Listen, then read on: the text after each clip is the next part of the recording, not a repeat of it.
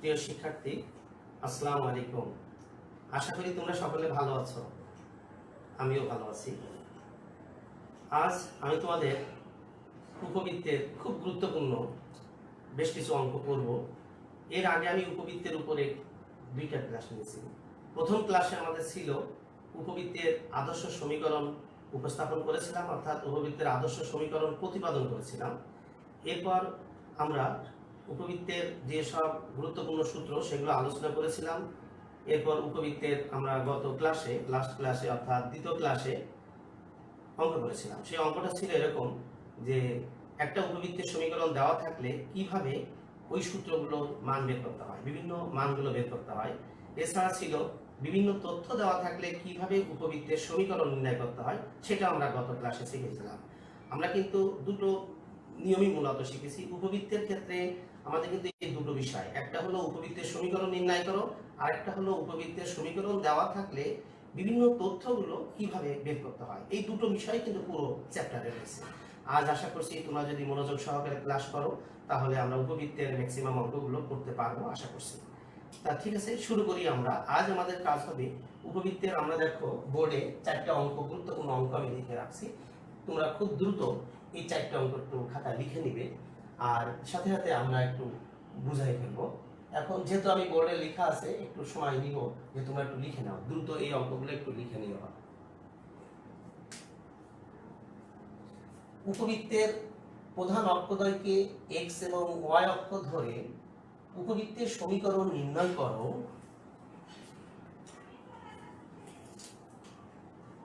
এখন দেখো, একটা অঙ্ক দিয়ে আমি চারটা অঙ্ক লিখেছি, অর্থাৎ মূল বিষয়টা কিন্তু প্রত্যেকটা অঙ্কের সাথে এটা রয়েছে। উপবৃত্তের প্রধান অক্ষকে এক্স এবং ওয়াই অক্ষ ধরে উপবৃত্তের সমীকরণ নির্ণয় করতে হবে। অর্থাৎ উপবৃত্তের সমীকরণ নির্ণয় করার জন্য এই তথ্যগুলো যদি দেওয়া থাকে তাহলে কিভাবে আমরা উপবৃত্তের সমীকরণ নির্ণয় করব সেটা শিখব। দেখো, উৎকেন্দ্রিকতা দেওয়া আছে, উপকেন্দ্রিক স্থানাঙ্ক দেওয়া আছে। এখানে উৎকেন্দ্রিকতা দেওয়া আছে একই রকম, কিন্তু উপকেন্দ্রের স্থানাঙ্ক এখানে ভিন্ন আছে। দেখো, এখানে ছিল +-3 0, এখানে y এর মান 0, এখানে x এর মান 0, আর এখানে +-4। একইভাবে উপকেন্দ্রের স্থানাঙ্ক +-2 0 এবং বৃহৎ অক্ষের দৈর্ঘ্য, উপকেন্দ্রদ্বয়ের স্থানাঙ্ক এত, বৃহৎ অক্ষের দৈর্ঘ্য এত। অর্থাৎ এই চার ধরনের অঙ্ক যদি আমরা মোটামুটি আজকে বুঝতে পারি তাহলে আমরা ধরে নিব উপবৃত্তের ম্যাক্সিমাম অঙ্কই আমরা চেষ্টা করতে পারবো। তোমরা একটু লিখে নাও দ্রুত।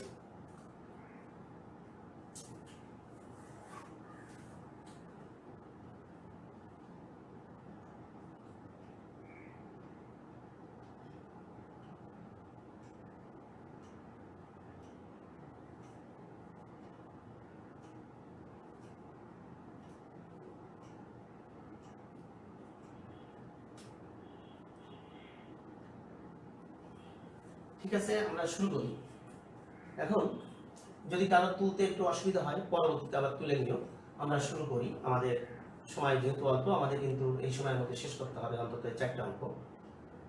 আমরা অঙ্ক শুরু করার পূর্বে আমাদের উপবৃত্তের মূলত আসলে উপবৃত্ত কেন, জ্যামিতিক যে কোনো অঙ্কগুলোই যদি আমরা চিত্র বুঝতে পারি, চিত্র সম্পর্কে স্পষ্ট ধারণা থাকে, আদর্শ সমীকরণ সম্পর্কে ধারণা থাকে, তাহলে কিন্তু আমরা যে কোনো অঙ্কই চেষ্টা করতে পারবো। তাহলে উপবৃত্তের আসলে সমীকরণটা আমরা দুটো লিখেছিলাম, আমরা একটু আবার আমাদের সেই সমীকরণ দুটো একটু স্মরণ করে দিই। আমাদের উপবৃত্তের আদর্শ সমীকরণ আমরা যখন লিখেছি তখন ছিল, দেখো, যদি x অক্ষ y অক্ষের ছেদবিন্দু ছিল c, আমাদের বৃহৎ অক্ষ যদি x অক্ষ বরাবর ধরে নেওয়া হয় তাহলে চিত্রটা ছিল এরকম। এই সমীকরণটাও ছিল কিন্তু আদর্শ সমীকরণ, x² + y² + b² = 1। একইভাবে যদি উপবৃত্তের সমীকরণ এভাবে হয়, অর্থাৎ যদি x অক্ষ বরাবর ক্ষুদ্র অক্ষ হয় আর y অক্ষ বরাবর যদি বৃহৎ অক্ষ হয় তাহলে চিত্রটা হবে এরকম। এই ক্ষেত্রে এখানে কিন্তু a এটা ঠিক থাকবে, এটা b ঠিক থাকবে।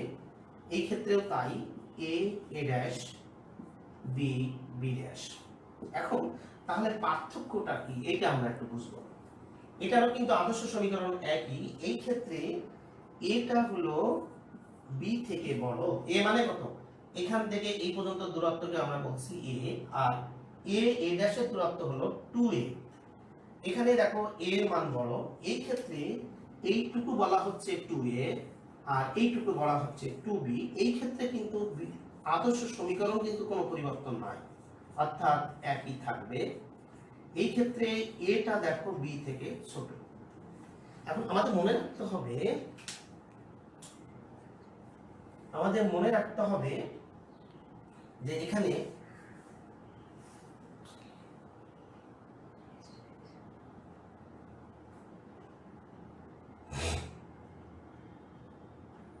এখন এবার দেখো তাহলে আমাদের বৃহৎ অক্ষ এটা, এর ক্ষেত্রে দেখো বৃহৎ অক্ষ এটা। এখন মনে রাখতে হবে আমাদের উপকেন্দ্রটা কোথায় আছে। উপকেন্দ্র আসলে থাকবে হলো বৃহৎ অক্ষের উপর, অর্থাৎ উপকেন্দ্র এখানে এবং এখানে থাকবে। এটাকে আমরা বলছি এস, এটাকে আমরা বলছি এস ড্যাশ। এটার ক্ষেত্রে কিন্তু উপকেন্দ্র থাকবে এইখানে এবং এইখানে। এটা হলো সবচেয়ে গুরুত্বপূর্ণ যে আমাদের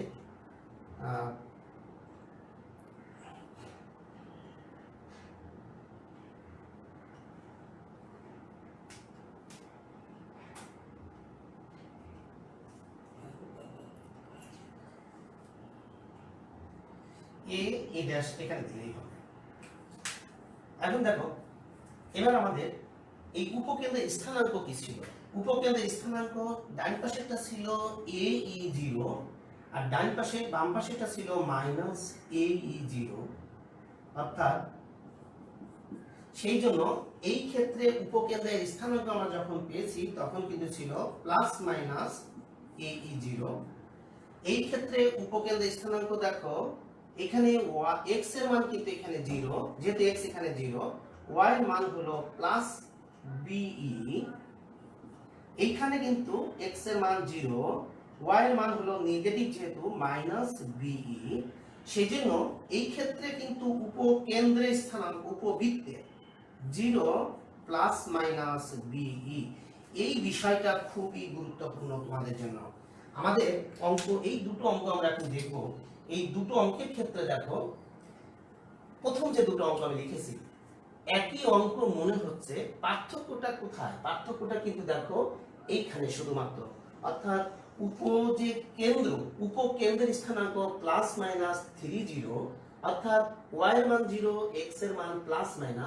এটার ক্ষেত্রে দেখো x এর মান 0 +-4, অর্থাৎ এই অঙ্কটার চিত্র কিন্তু এইটা। এই অঙ্কটার চিত্র এইটা। কি করে বুঝবো? y এর মান যদি 0 হয়, বৃহৎ অক্ষের দৈর্ঘ্য যদি x অক্ষের উপর হয় অথবা x অক্ষের সমান্তরাল হয়, তাহলে আকারটা হবে এরকম। এটা দেখেই বুঝতে হবে এই অঙ্কটা হলো বৃহৎ অক্ষ হলো x অক্ষ অথবা x অক্ষ সমান্তরাল। আর এই টাইপের যদি থাকে তাহলে এই বৃহৎ অক্ষটা হবে, অর্থাৎ উপকেন্দ্রটা হবে বৃহৎ অক্ষের উপর এবং সেটা হবে y অক্ষের উপর। এটা আমরা বুঝতে পেরেছি কিনা? যদি আমরা বুঝতে পারি তাহলে আমরা এখন অঙ্ক শুরু করতে পারবো। আমাদের এবার দেখো আমাদের মূল অঙ্কটা কি ছিল।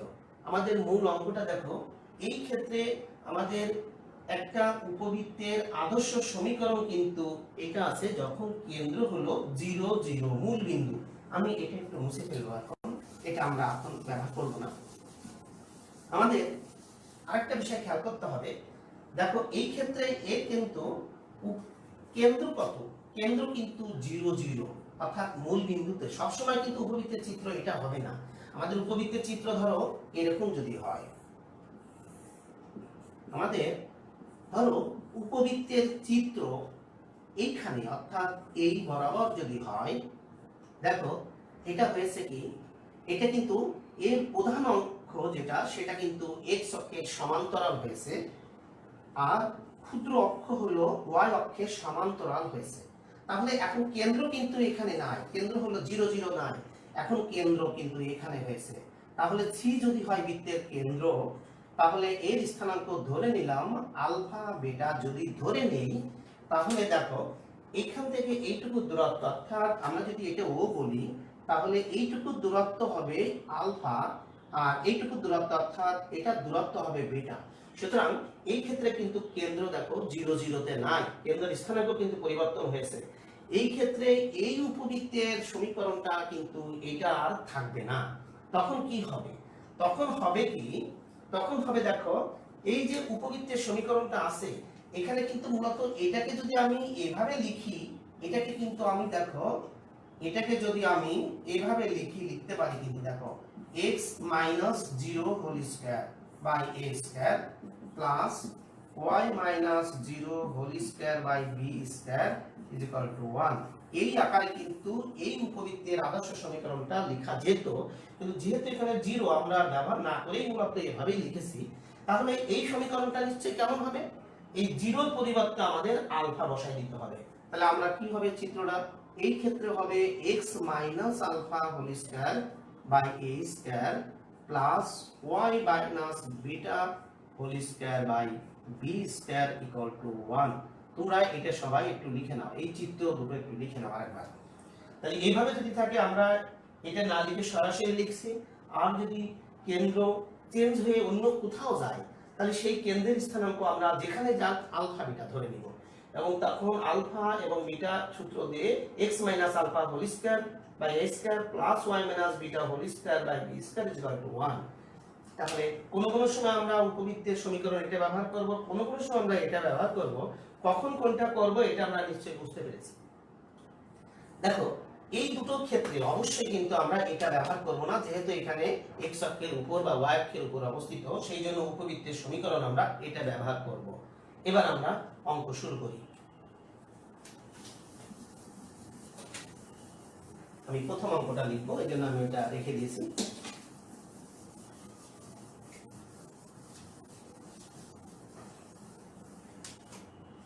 আমরা কিন্তু নির্ণয় করব হলো উপবৃত্তের সমীকরণ। তাহলে যেটা নির্ণয় করতে হবে, আমাদের উপবৃত্তের সমীকরণ নির্ণয় করার ক্ষেত্রে আমাদের কি কি দেওয়া আছে সেটা আমরা লিখব। আমাদের কিন্তু যেহেতু দেওয়া আছে কি আমাদের সেটা লিখব। আমাদের দেওয়া আছে উৎকেন্দ্রিকতা, তাহলে আমাদের উৎকেন্দ্রিকতা মানে ই ধরে নিই। তাহলে আমাদের উৎকেন্দ্রিকতা আমরা একটু সংক্ষেপে লিখব, যেহেতু সময়ের দিকে খেয়াল রাখতে হবে। উৎকেন্দ্রিকতা ই, এটার মান দেওয়া আছে দেখো 1/3। আর কি দেওয়া আছে, উপকেন্দ্রের স্থানাঙ্ক দেওয়া আছে। এখন উপকেন্দ্রের স্থানাঙ্ক দেওয়া আছে প্লাস মাইনাস 30। সুতরাং আমরা লিখতে পারবো প্লাস মাইনাস উপকেন্দ্রের স্থানাঙ্ক এইটা তখন আমরা এইভাবে লিখব। তাহলে আমাদের দেওয়া আছে দেখো উৎকেন্দ্রিকতা উপকেন্দ্রের স্থানাঙ্ক এভাবে দেওয়া আছে। পরের অঙ্কটা যখন লিখবো তখন কিন্তু লিখবো 0 প্লাস মাইনাস b। সেই জন্য এটার ক্ষেত্রে আমরা লিখেছি দেখো প্লাস মাইনাস এই 0 সমান এটা কেন লিখেছি, যেহেতু এটা y এর মান 0 অর্থাৎ এর প্রধান অক্ষ x অক্ষের উপর অবস্থিত। তাহলে x অক্ষের উপর অবস্থিত হওয়ার কারণে আমাদের এই ফরম্যাটে হলো উপকেন্দ্রের স্থানাঙ্ক। তাহলে আমাদের এইটা যদি দেওয়া থাকে আমাদের নির্ণয় করতে হবে উপবৃত্তের সমীকরণ। আমরা শুরুতে ধরে নিব, ধরি উপবৃত্তের সমীকরণ। উপবৃত্তের সমীকরণটা আমরা প্রত্যেকটা অঙ্কের ক্ষেত্রে ধরে নিব। এই ক্ষেত্রে আমরা ধরে নিব হলো x square by a square plus y square by b square equal to 1। এটাকে এক নম্বর সমীকরণ দিব। এবার আমাদের উদ্দেশ্য হবে এই a এবং b এর মান বের করে এখানে বসিয়ে দিলে আমাদের অঙ্কটা সলভ হয়ে যাবে। তাহলে আমাদের এখানে দেখো e এর মান দেওয়া আছে, এখানে এটার মান দেওয়া আছে। আমাদের মনে রাখতে হবে উপবৃত্তের ক্ষেত্রে তিনটা বিষয় খুব গুরুত্বপূর্ণ, a, e এবং b। এখন যে কোনো দুটো যদি দেওয়া থাকে সেই ক্ষেত্রে আমরা অবশিষ্টটা বের করতে পারবো সূত্র ব্যবহার করে। তাহলে আমরা এখান থেকে আমরা ধরে নিলাম উপবৃত্তের সমীকরণ এটা। এখানে এই মানটা বসানোর জন্য আমরা এখন অঙ্ক শুরু করেছি। সেই হিসাবে আমাদের এখানে দেখো দেওয়া আছে প্লাস মাইনাস এই 0 সমান প্লাস মাইনাস 3। এটা থেকে আমরা লিখতে পারি a e সমান 3 লিখতে পারি কিনা। প্লাস মাইনাস এই মানে এটা প্লাস মাইনাস বাদ দিয়ে আমরা লিখেছি a e মানে হলো 3। এখানে আমরা এই e এর মানটা এখানে বসিয়ে দিব, তাহলে পাবো a ইনটু 1/3 e এর মান সমান হবে 3। এখান থেকে আমরা পেলাম a সমান 9। তাহলে আমাদের কিন্তু দেখো একটা মান আমরা পেয়ে গেছি, অর্থাৎ a এর মান পেয়ে গেছি। এবার আমাদের পেতে হবে b এর মান পেতে হবে। এখন মনে রাখতে হবে a এর মান অথবা b এর মান পাওয়ার পরে যদি আমাদের অন্য মানটা বের করতে হয়, প্রত্যেকটা ক্ষেত্রেই আমাদের উৎকেন্দ্রিকতার সূত্র ব্যবহার করেই মান বের করতে হয়। তাহলে আমরা এখন জানি কি উৎকেন্দ্রিকতার যে সূত্রটা, আমরা এখানে এর মানটা একটু লিখে রাখলাম, এর মানে পেয়েছি আমরা 9 পেয়েছি। এবার আমরা বের করব আমাদের বি এর মান বের করব। আমরা জানি উৎকেন্দ্রিকতা E সমান √1 minus B square by A square. এই জায়গাটা আমি আগেও বলেছি, যে আরো একবার বলছি, আসলে a1 minus a square by b square না b square by a square, এটা আমরা কনফিউজড হব না। কেননা আমরা মনে রাখবো যেটা বৃহত্তর হবে, বড় হবে, সেটা সবসময় নিচে যেতে হবে। অর্থাৎ এখানে a টা বড় ছিল, সেই জন্য a নিচে গিয়েছে।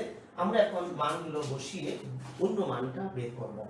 আমরা যদি এখন এই মানটা বসাই দিই, তাহলে দেখো আমরা মান বসিয়ে দিয়ে আমরা এখানে বর্গ করে দিলাম এবং মানটাও বসিয়ে দিলাম। 1/3 স্কয়ার সমান 1 মাইনাস বি স্কয়ার বাই এ স্কয়ারের মান বসালে হয় 981।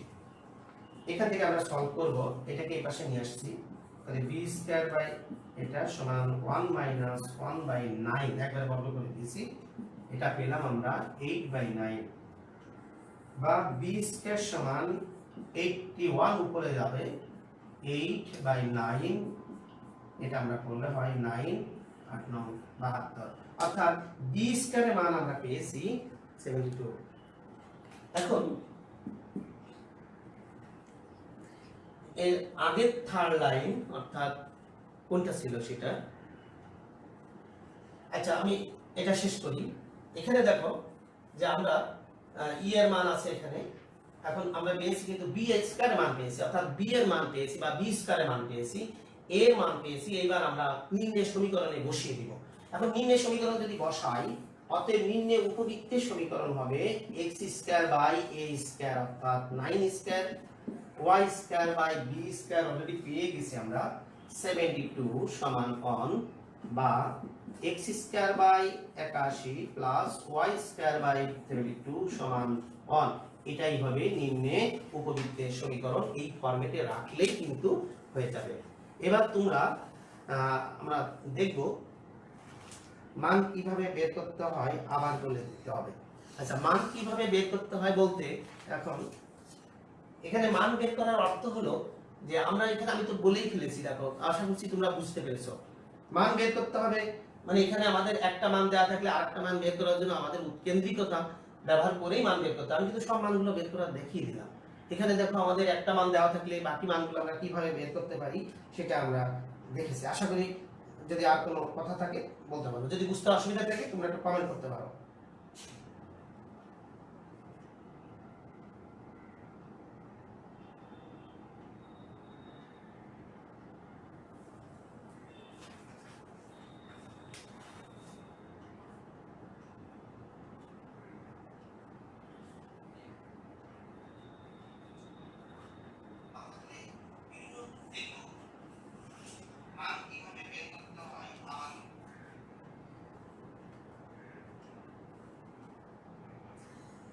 আচ্ছা, এবার দেখো আমি আরেকবার তোমাদের কমেন্ট থেকে বলছি ই এর মান থেকে কিভাবে বের করতে হয়। দেখো এখানে আমাদের একটা মান দেওয়া আছে, আমরা মানটা দেওয়া ছিল কিনা, হয় আমাদের ই এর মান দেওয়া আছে, আমাদের এ এর মানটা বের করেছি।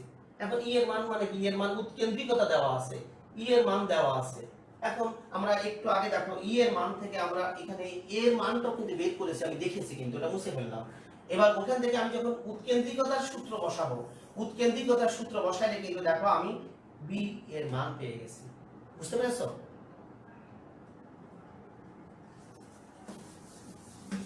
আচ্ছা, এবার আমরা একটু দ্বিতীয় অঙ্কটা যদি দেখি তাহলে আর একটু ক্লিয়ার হবে তোমাদের, যে যাদের একটু সমস্যা আছে। এখন পরের অঙ্কটা কি ছিল? পরের অঙ্কটা ছিল উৎকেন্দ্রিকতা, এটা উপকেন্দ্রের স্থানাঙ্ক ছিল আমাদের এখানে। এখানে ছিল 0 প্লাস মাইনাস কত ছিল, এটা 0 প্লাস মাইনাস 4 ছিল। দেখো এটা দেখি তাহলে তোমাদের জিজ্ঞাসা থাকলে ক্লিয়ার হবে। এখন উৎকেন্দ্রিকতা দেওয়া আছে, তাহলে আমি কি লিখবো? আমার দেওয়া আছে হলো 1/3, এই ই এর মান 1/3, আর এটা দেওয়া আছে। অর্থাৎ এই ক্ষেত্রে কিন্তু দেখো x এর মান 0, y এর মান কিন্তু আছে, অর্থাৎ আমার y অক্ষের উপরে বৃহৎ অক্ষ। সুতরাং এটা সমীকরণের উপকেন্দ্র স্থানাঙ্ক হবে 0 প্লাস মাইনাস, এই ফরম্যাটে থাকতে হবে। সেই জন্য বিই, এই না কিন্তু বিই, এটা সমান হবে 0 প্লাস মাইনাস 4 এটা হবে। তাহলে এই ক্ষেত্রে আমরা লিখতে পারি b সমান 4। এখানেও যদি আমি e এর মান বসিয়ে দেই তাহলে হবে 4। অতএব b সমান 3 4 12। দেখো আমরা কিন্তু b এর মান পেয়ে গেছি। এখন b এর মান পেয়েছি, e এর মান, এবার আমরা উৎকেন্দ্রিকতার যদি সূত্র বসাই তাহলে আমরা a এর মান পেয়ে যাব না? অবশ্যই আমরা a এর মান এখান থেকে পেয়ে গিয়ে তারপর আমরা মানটা বসাতে পারবো।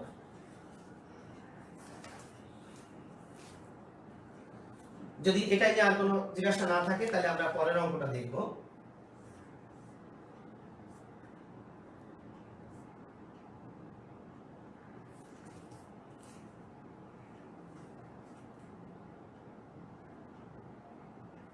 আচ্ছা ঠিক আছে, বুঝতে পেরেছি। আচ্ছা এবার দেখো, তাহলে আমরা এই অঙ্কটা পুরোপুরি করি, তাহলে বুঝতে পারবা। আমাদের খেয়াল করো, ই এর মান দেওয়া আছে, আমাদের কিন্তু সরাসরি বি এর মান দেওয়া ছিল না। আমরা কিন্তু এই সূত্র থেকে অর্থাৎ উপকেন্দ্রের স্থানাঙ্ক থেকে আমরা বি এর মান পেয়ে গেছি। এবার প্রয়োজন কি? এবার প্রয়োজন হবে আমার এ এর মান নির্ণয় করতে হবে। তাহলে এর মান নির্ণয় করার জন্য আমরা লিখবো, আমরা জানি কি জানি যে আমাদের উৎকেন্দ্রিকতার সূত্র জানি, এটা মুখস্থ করতে হবে। ই সমান রুট ওভার, একটু আগে লিখেছিলাম 1 মাইনাস, এখানে লিখেছিলাম B square by A square. এখন কি হবে? A square by B square হবে। কেননা ওই যে বললাম যে যেটা হবে বৃহৎ অক্ষ সেটাই বড়, সেই জন্য বিটা কিন্তু বড় এই ক্ষেত্রে। সেই জন্য বি কে নিচে নিয়ে দিলে, যদি আমরা উপরে দিতাম তাহলে এখানে ঋণাত্মক অংশ এসে যেত, রুটের মধ্যে সমস্যা হতো। সেই জন্য সূত্রটা মনে রাখার জন্য সহজ হলো বড়টাকে নিচে দিতে হয়। তো 1 minus a square by b square. এবার দেখো তো এখানে যদি মানটা বসিয়ে দেই আমরা, তাহলে বসিয়ে দেওয়ার পরে e এর মান বসাই দিই 1/3, তাহলে এখানে বর্গ করে দিলাম। দেওয়ার পরে এটা উল্টো আবার উঠে গেল 1 minus a square by b square. b স্কয়ারের মান কত? 12, এটা স্কয়ার b স্কয়ার। এভাবে আমি দেখো a স্কয়ারের মান বসাবো। তাহলে কি পাবো 1/9 সমান 1 মাইনাস a স্কয়ার বাই 144। এখান থেকে এখন আমি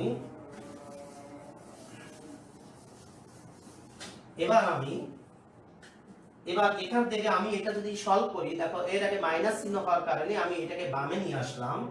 তাহলে a স্কয়ার বাই 144 সমান, এটাকে ডাইনে নিয়ে গেলাম, তাহলে এটা বামে আনার কারণে মাইনাসটা প্লাস হয়েছে। এটা ডাইনে গেলে 1 মাইনাস 1/9 হবে। বুঝতে পেরেছো? আশা করি বুঝতে পেরেছো।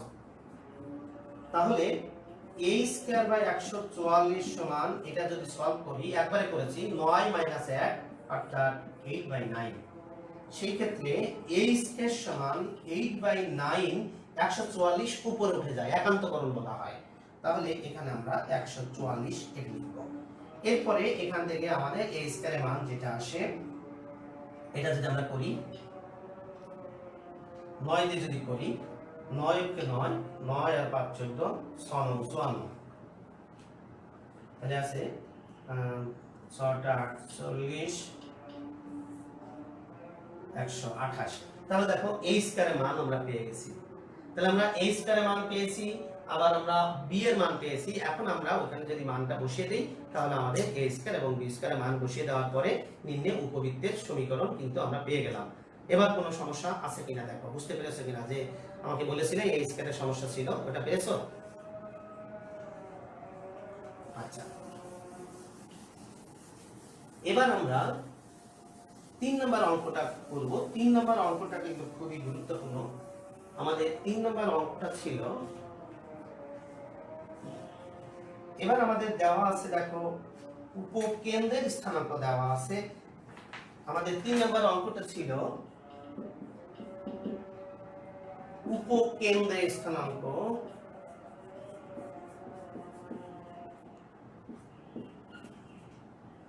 প্লাস মাইনাস 2 0 আর বৃহৎ অক্ষের দৈর্ঘ্য,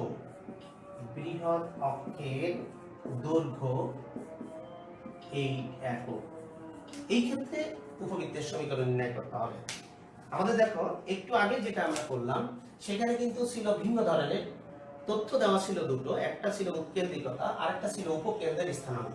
এবার কিন্তু তথ্য দুটোই দেওয়া আছে কিন্তু ভিন্ন তথ্য। তথ্যটা কি? উপকেন্দ্রের স্থানাঙ্ক দেওয়া আছে এবং বৃহৎ অক্ষের দৈর্ঘ্য দেওয়া আছে। তাহলে আমাদের কিন্তু এটা দেখেই প্রথমে তোমাকে লিখতে হবে যে এইটা যেহেতু উপকেন্দ্রের স্থানাঙ্ক, সুতরাং এর বৃহৎ অক্ষ কোনটা, কোন বরাবর আছে। y এর মান 0 হওয়ার কারণে এরও বৃহৎ অক্ষ দেখো x অক্ষের উপরে আছে। তাহলে বৃহৎ অক্ষ যদি x অক্ষের উপরে হয় তাহলে আমরা উপকেন্দ্রের স্থানাঙ্ক, অর্থাৎ দেওয়া আছে যে উপকেন্দ্রের স্থানাঙ্ক, তাহলে এই ফরম্যাটেই কিন্তু দেওয়া আছে। দেখো AE সমান দেওয়া আছে +-20 দেওয়া আছে এই উপকেন্দ্রের স্থানাঙ্ক। এখান থেকে আমরা লিখতে পারবো AE এটা সমান হলো 2। দেখো আমরা এটা লিখতে পেরেছি। আর কি দেওয়া আছে আমাদের, আরেকটা তথ্য দেওয়া আছে, বৃহৎ অক্ষের দৈর্ঘ্য দেওয়া আছে। এখন বৃহৎ অক্ষের দৈর্ঘ্য মানে যেহেতু x অক্ষের উপর অবস্থিত, সুতরাং বৃহৎ অক্ষ মনে আছে কিনা দেখো, এটা ছিল x অক্ষ, এটা y অক্ষ, বৃহৎ অক্ষ হলো x অক্ষের উপর আছে। সুতরাং এটা হলো a ড্যাশ হলো বৃহৎ অক্ষের দৈর্ঘ্য, অর্থাৎ এই থেকে এই পর্যন্ত যে দৈর্ঘ্য এটাকে বলা হচ্ছে বৃহৎ অক্ষের দৈর্ঘ্য। এই দৈর্ঘ্যের পরিমাণটা আমরা জানি কত, 2a। সুতরাং এই বৃহৎ অক্ষের দৈর্ঘ্য হলো আমরা সূত্রে জানি 2a। এই 2 এর মান কত দেওয়া আছে সেটা খেয়াল করো, বৃহৎ অক্ষের দৈর্ঘ্য দেওয়া আছে এই। সুতরাং আমরা লিখব দেওয়া আছে বৃহৎ অক্ষের দৈর্ঘ্য 2a। এটা কিন্তু আমাদের জানা আছে 2a হলো বৃহৎ অক্ষের দৈর্ঘ্য। তাহলে বৃহৎ অক্ষের দৈর্ঘ্য সমান 2a মানে হলো 8। এখান থেকে আমরা এর মান কিন্তু পেয়ে গেলাম 4, অর্থাৎ এর মান পেয়েছি। এবার আমরা এখানে যদি মানটা বসিয়ে দেই তাহলে আমরা ই এর মানটা পাবো। তাহলে আমরা এখান থেকে আমরা মানটা বসিয়ে দিলাম, এ এর মান বসিয়ে যদি দেই তাহলে এর মান হলো 4 * e = 2 বা e = 2/4, অর্থাৎ আমরা পেয়েছি e = হাফ, অর্থাৎ উৎকেন্দ্রিকতা পেয়েছি এবং এর মান পেয়ে গেছি। তাহলে আমাদের আর কি প্রয়োজন, আমাদের আরেকটা প্রয়োজন হলো b এর মান বের করা। একটু আগে কিন্তু আমি শিখিয়েছি কিভাবে b এর মান বের করতে হবে। এই ক্ষেত্রেও কিন্তু দেখো উপকেন্দ্রের স্থানাঙ্ক যেটা, তাহলে উৎকেন্দ্রিকতার যে সূত্রটা, এই সূত্রটা নিশ্চয়ই এটা হবে e √1 - b²/a²। এইখানে আমি মানটা বসিয়ে দিব, কার মান, এর মানটা বসাই দিব, ই এর মানটা বসিয়ে দিব, দেওয়ার পরে আমরা b এর মানটা পেয়ে যাব। এবং সেই b এর মানটা আমরা যদি ওই মূল সমীকরণ, অর্থাৎ উপবৃত্তের নিম্নে যে সমীকরণ আমরা একটু আগে ধরেছিলাম, একই সমীকরণ কিন্তু এখানেও হবে। অতএব সেই ক্ষেত্রেও কিন্তু আমরা নিম্নে উপবৃত্তের সমীকরণ বের করতে পারবো। তোমরা এটা অবশিষ্ট অংশটা বাছাই করে ফেলবে, পারবে নিশ্চয়ই। ইয়েস, তাহলে আমরা দেখো কি করলাম, আমরা কিন্তু দেখো অনেকটা একই ধরনের অঙ্ক করেছি, অর্থাৎ উপকেন্দ্রের স্থানাঙ্ক বা বিভিন্ন তথ্য, অর্থাৎ এই জাতীয় কিন্তু অনেকগুলো মানে তোমাদের বইয়ের মধ্যে অঙ্ক আছে যে কোনো দুটো তথ্য দেওয়া থাকলেই আমরা ধরে নিব উপবৃত্তের সমীকরণ। এরপর আমরা উপবৃত্তের সমীকরণ ধরে নেওয়ার পরে যে মানগুলো দেওয়া থাকবে সেটা থেকে অবশিষ্ট যে মানটা দরকার সেটা বের করে নিব। এবার আমরা একটু ভিন্ন ধরনের যে অঙ্কটা, লাস্ট অঙ্কটা যেটা দিয়েছিলাম, সেই অঙ্কটা আমরা দেখবো আরেকবার কি ছিল এখানে। এখন দেখো উপকেন্দ্র দ্বয় দেওয়া আছে, আগে ছিল শুধু উপকেন্দ্র স্থানাঙ্ক একসাথে দুটো দেওয়া ছিল। আমি একটু লিখি অঙ্কটা, একটু পার্থক্য বোঝার জন্য এটা লিখে দিলাম। উপকেন্দ্র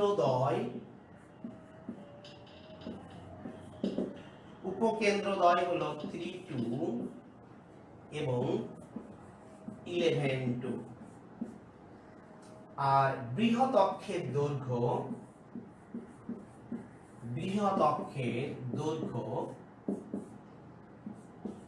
16 একক। দেখো অঙ্কটার পার্থক্য বুঝতে পেরেছি কিনা। এখানে আমাদের উপকেন্দ্রের স্থানাঙ্ক কিন্তু +-20, অর্থাৎ y এর মান 0 হওয়ার কারণে এটা কিন্তু অবশ্যই হয়েছে x অক্ষের উপরে উপকেন্দ্রটা অবস্থিত। এখানে কিন্তু উপকেন্দ্রের স্থানাঙ্ক কিন্তু দেখো 3, 2 এবং 11, 2। এখানে কিন্তু x অক্ষের উপরে অবস্থিত নয়, y অক্ষের উপরেও কিন্তু অবস্থিত নয়। তবে একটা বিষয় খেয়াল করলে বোঝা যাবে যে এখানে কিন্তু একটা কিছু ক্লু দেওয়া আছে, এই উপবৃত্তের চিত্রটা আসলে কোন ধরনের হবে এটা কিন্তু বুঝতে হবে তোমাদের। দেখো এটা বোঝার জন্য আমাদের মনে রাখতে হবে এই যে স্থানাঙ্ক দুটো দেওয়া আছে 3, 2, 11, 2, অর্থাৎ এই দুইটা দেখো একই আছে, অর্থাৎ y স্থানাঙ্ক একই যদি থাকে তাহলে y স্থানাঙ্ক ধরো এই বরাবর অর্থাৎ x অক্ষের সমান্তরাল যদি হয়, এখানে দেখো y এর মান যা, এখানেও কিন্তু y এর মান তাই।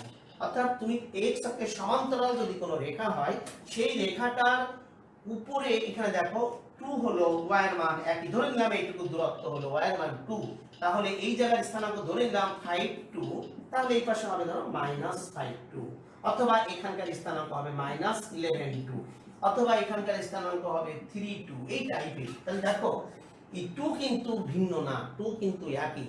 অর্থাৎ আমাদের দেখতে হবে এই স্থানাঙ্ক দেখেই বুঝতে হবে যে অক্ষরেখাটা আসলে কেমন। এটা দেখেই বুঝতে পারলাম যেহেতু দুই একই অর্থাৎ y স্থানাঙ্ক একই, সেহেতু বৃহৎ অক্ষ হলো x অক্ষের সমান্তরাল। জিরো না থাকলে বলতে হবে x অক্ষের সমান্তরাল, শুরুতে বলে নিতে হবে। বলতে হবে কি, যেহেতু উপকেন্দ্রদ্বয় দেওয়া আছে এভাবে, অর্থাৎ y স্থানাঙ্ক আমাদের উপবৃত্তটা হলো x অক্ষের সমান্তরাল যদি হয়, তাহলে এই সমান্তরাল হলে কিন্তু এর কেন্দ্রটা কিন্তু 0 0 হবে না, কেননা x অক্ষের উপরে বা y অক্ষের উপরে যদি না হয় তাহলে কিন্তু কেন্দ্রটা আর এখানে থাকবে না। সেটা কেমন হতে পারে একটু আগে আমরা দেখিয়েছিলাম, দেখো ঠিক এরকম হতে পারে। তাহলে এই হলো আমাদের সেই এই যে উপবৃত্ত ধরে নিলাম, চিত্রটা এই ধরনের। চিত্র আঁকানো কিন্তু জরুরি, চলে গেলে হবে না।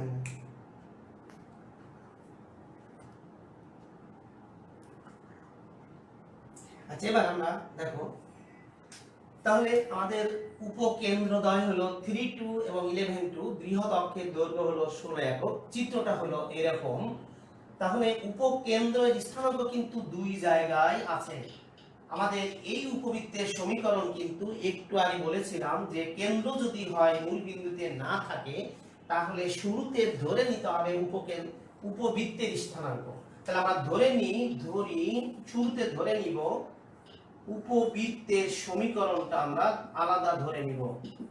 উপবৃত্তের সমীকরণ x minus alpha whole square by a square plus y minus beta whole square by b square equal to 1। তাহলে কেন আমরা আগে যা ধরেছিলাম এখন ধরে নিয়ে এটা নিচে, বুঝতে পেরেছো?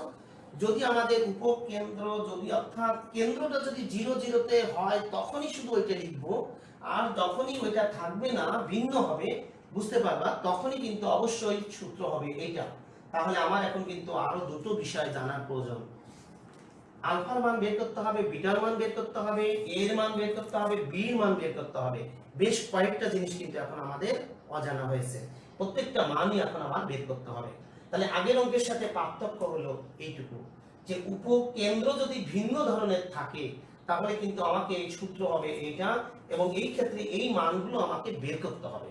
তাহলে আমরা একটু বের করি, এই অঙ্কটা বুঝতে ফেলি। এখন দেখো আমাদের উপকেন্দ্র, আমি এটা মুছে ফেলি, আর বৃহৎ অক্ষের দৈর্ঘ্য আমি একটু লিখে রাখলাম। উপকেন্দ্রের স্থানাঙ্ক 3 2 আর একটা হলো 11 2, আর বৃহৎ অক্ষের দৈর্ঘ্য হলো 16 একক। কিভাবে আমরা করব অঙ্কটা? এখানে দেখো আমাদের প্রথম কাজটা হবে এই কেন্দ্রের স্থানাঙ্ক বের করতে হবে। এখন এই কেন্দ্রের স্থানাঙ্ক মানে আলফা বিটা, এই কেন্দ্রের স্থানাঙ্ক কিন্তু এখন কত?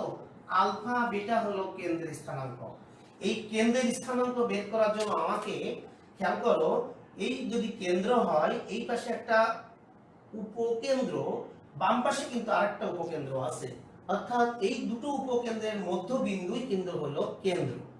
তাহলে আমরা যদি এই S এবং S ড্যাশ এর মধ্যবিন্দুর স্থানাঙ্ক নির্ণয় করতে পারি, তার মানে কিন্তু আমি আলফা বিটা বের করতে পারলাম। তাহলে এখন শুরুতে আমরা করব কি, আমরা S ড্যাশ এর মধ্যবিন্দুর স্থানাঙ্ক নির্ণয় করব, অর্থাৎ কেন্দ্র নির্ণয় করব। তাহলে আমরা লিখব কেন্দ্রের স্থানাঙ্ক আলফা বিটা, অর্থাৎ এই উপবৃত্তের কেন্দ্রের স্থানাঙ্ক আলফা বিটা সমান মধ্যবিন্দুর সূত্র। তাহলে মধ্যবিন্দুর সূত্র কি? 3 প্লাস 11/2, অর্থাৎ x এর দুটো মানের যোগফল ভাগ 2 কমা 2 প্লাস 2/2। এটা আমরা সরলরেখা যখন পড়েছি তখন আমরা ভালোভাবে এগুলো শিখেছি। তাহলে আমরা কত পেলাম এখানে? 14/2 অর্থাৎ 7 আর এটা পেলাম 2। অর্থাৎ আমরা দেখো আলফা এবং বিটার মান কিন্তু পেয়ে গেছি, অর্থাৎ কেন্দ্রের স্থানাঙ্ক পেয়ে গেছি। এবার আমাদের প্রয়োজন হবে a এবং b এর মান বের করতে হবে।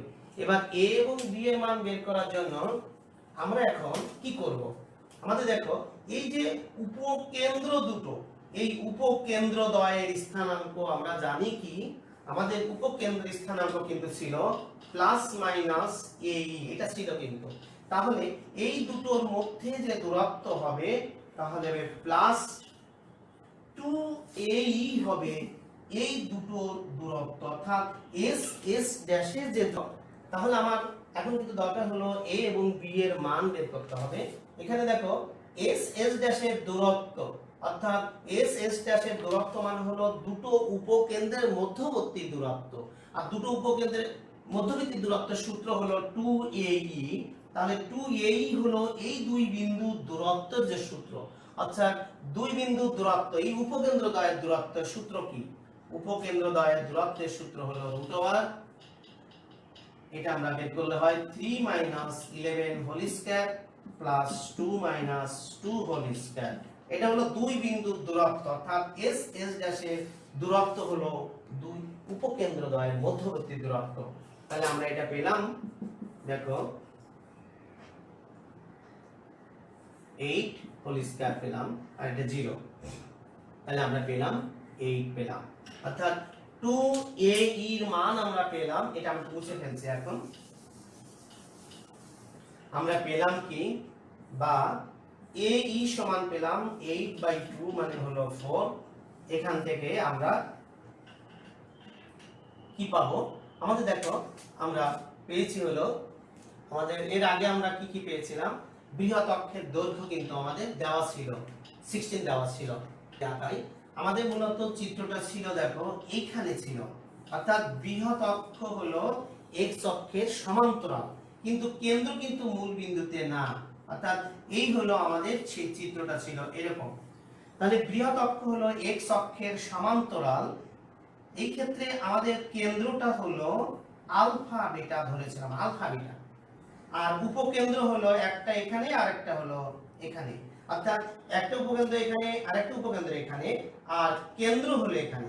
আমাদের মূল দরকার আলফা বিটার মান বের করতে হবে এবং আমাদের a b এর মান বের করতে হবে। তাহলে সেই ক্ষেত্রে আমরা আলফা বিটার মান কিভাবে বের করলাম?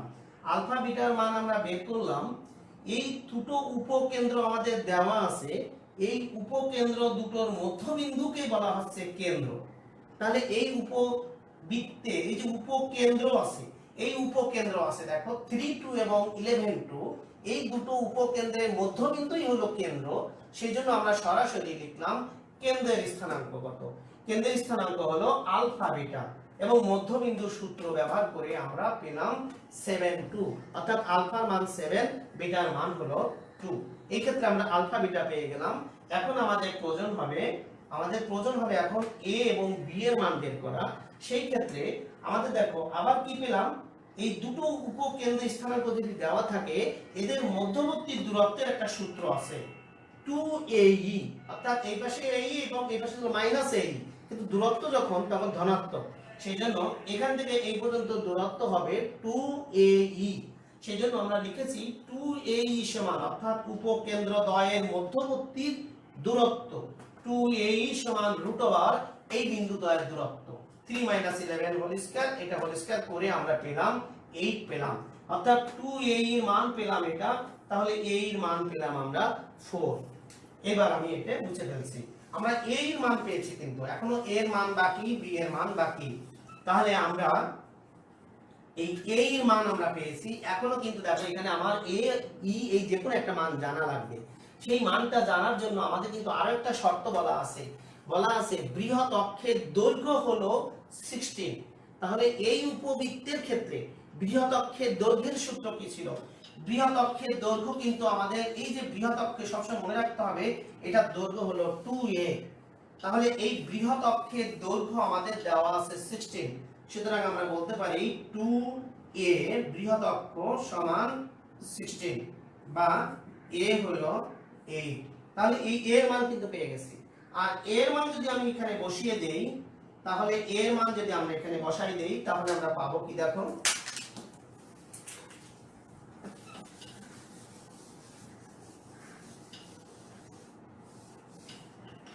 তাহলে আমরা এখানে এই সমান ছিল আমাদের 4, এখানে এর মান আমি বসাই দিলাম 8 ইনটু ই সমান 4 বা ই সমান 4/8 মানে হলো হাফ।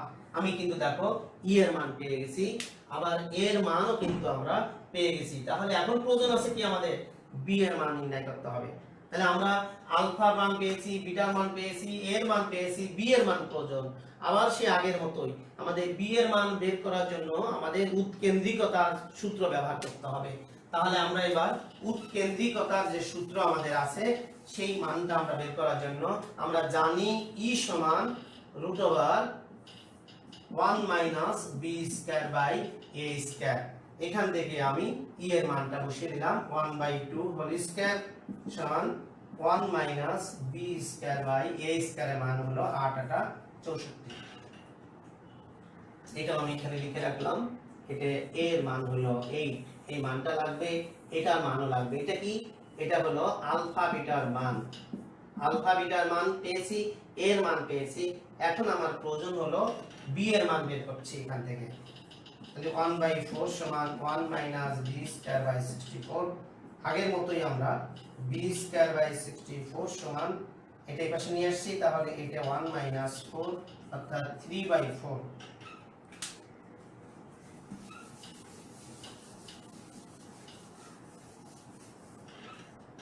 এভাবে আমি বি স্কয়ার সমান 64 গুণ 3/4, এই 64 উপরে নিয়ে গেলাম সমান 48। অতএব আমরা পেলাম বি স্কয়ার সমান 48। তাহলে আমাদের দেখো এর মান হয়েছে, বি স্কয়ারের মান হয়েছে, আলফার মান, বিটার মান এখন আমরা এই সমীকরণে যদি বসিয়ে দেই তাহলে আমরা নির্ণয় উপবৃত্তের সমীকরণ আমরা এখন পাবো। অতএব নির্ণয় উপবৃত্তের সমীকরণ x মাইনাস আলফার মান হলো 7 whole square by a square, a স্কয়ারের মান হলো 8 square plus y minus beta মানে 2 whole square divided by b স্কয়ারের মান হলো 48 সমান 1। এটাকে আমরা আরেক লাইন করব, x minus 7 whole square by 64 plus y minus 2 whole square by 48 সমান 1। এই হলো আমাদের সেই নিম্নে উপবৃত্তের সমীকরণ। এবং এই ক্ষেত্রে আমরা কিন্তু এই উপবৃত্তের সমীকরণ এইভাবেই রাখবো, এটাকে কিন্তু আর সলভ করার দরকার নাই, শুধু এই পর্যন্ত রাখলেই পুরো নাম্বার পাওয়া যাবে। অর্থাৎ এটাই কিন্তু এখন উপবৃত্তের সেই সমীকরণ, নিম্নের যে সমীকরণ চাওয়া হয়েছিল। আশা করি তোমরা উপবৃত্তের আমরা যে ক্লাসগুলো করলাম, এই উপবৃত্তের গত যে দুটো অঙ্ক ছিল এবং আজকে যে 4টা অঙ্ক করলাম, এই 4টে অঙ্ক যদি মোট আমরা করি 6টা অঙ্ক, এই নিয়মেরই দেখবা ম্যাক্সিমাম অঙ্কই তোমরা উপবৃত্তের চ্যাপ্টারের মধ্যে পাবা। এখন যদি এরপরে তোমাদের এই অঙ্কগুলো করতে গিয়ে যদি কোনো সমস্যা হয় আমার সাথে তোমরা কথা বলবা, সরাসরি ফোনেও কথা বলতে পারো। যদি অঙ্কগুলো করতে গিয়ে সমস্যা হয় তোমরা উপবৃত্তির অঙ্কগুলো করবা, আমি আগামী ক্লাসে তোমাদের অধিবৃত্তের উপর আলোচনা করব। আশা করি ততদিন পর্যন্ত সবাই ভালো থাকবে, সুস্থ থাকবে। ধন্যবাদ সবাইকে।